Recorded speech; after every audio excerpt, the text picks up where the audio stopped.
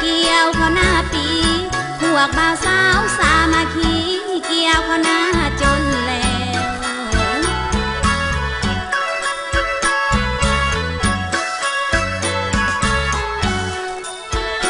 คำเอ้ยต่อคอนยามเมื่อแรงนั้นผู้บ่าวมาจะตีเขากินเหล้าขาวกับต้มไก่ตีข้าวสวยจนสอดแจ้งตะเวนขึ้นจึงคอยเมื่อคำเอ้ยความสุขของบรรณานี้ก็ยังมีคือเก่าเด้โน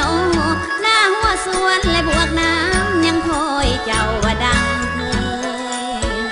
บางคนจากเมืองลาวไปดนแล้วอันไปอยู่เมริกา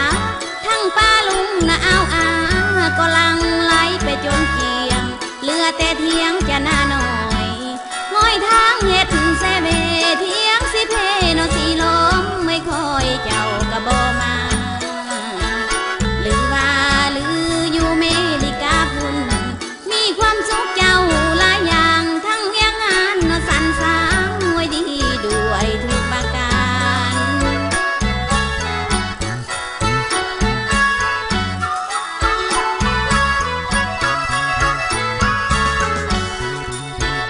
คำเอ้ยส่วนลูกหลานอยู่ทั้งพี่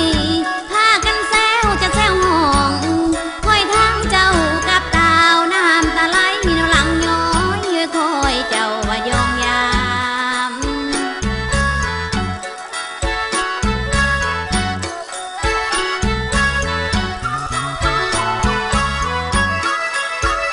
ลุงเอ้ยย้อนคิดฮอดพวกเจ้าที่ไปอยู่เมริกาจึงฝากเสียงจะลำมาให้ทานจำเอาไว้แพงเอ้ยฟังเสียงลำบนเสียงไห้ขออภัยน้ำเจ้าเน่คิดฮอดหลาย